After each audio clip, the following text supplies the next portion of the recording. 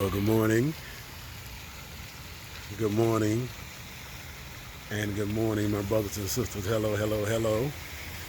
For this is the day that the Lord has made, and we shall rejoice and be glad in it. Last night I gave a prophetic word that God had spoke to me concerning He's returning the fire. And He gave me an example of oil in one of those lamps, and as long as there was oil in the lamp, the fire was burning. And showed me also how once the oil is out, the fire is out, and how I mentioned how many of you have been going on low fumes and no fire, no life, no nothing.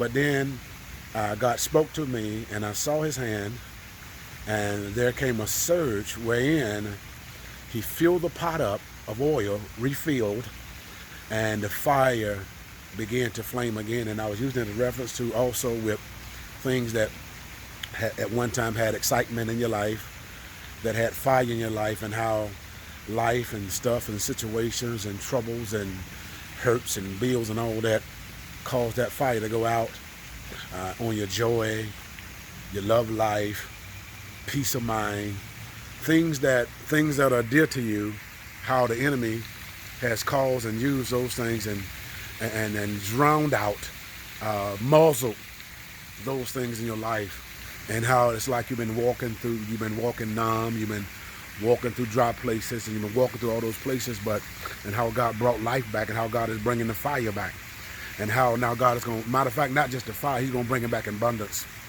It's like you're getting double for your trouble, double for the pain, double for the trauma that you've been through.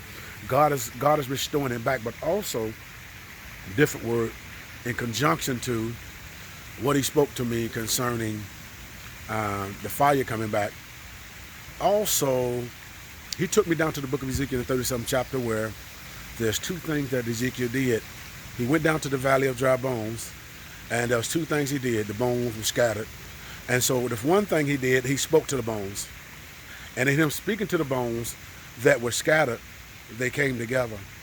That's one thing that God had done. That one thing that God is doing, God is bringing things that were scattered in your life. He's bringing those things back together, back to order.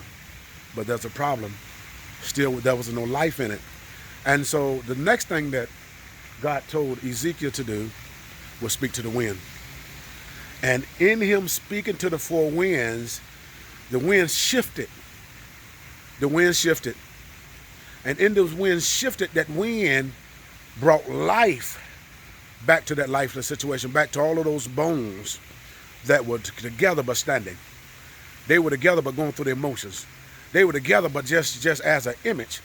But when the wind came, the wind brought life back, brought order back, brought restoration back. And so this is the word that I see.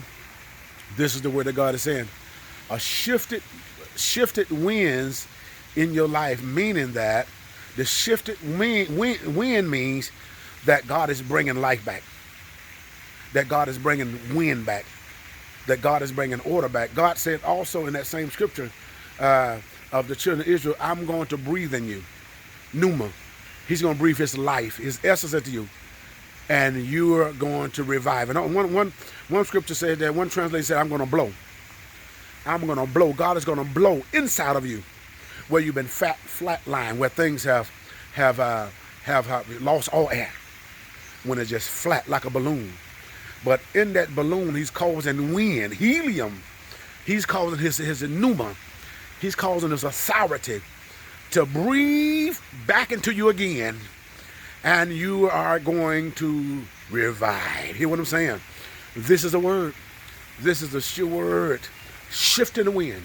That shift in the wind means that life is shifted back. Order has shifted back. Favor has shifted back. God's plan is shifted back. Is that all right? God bless you.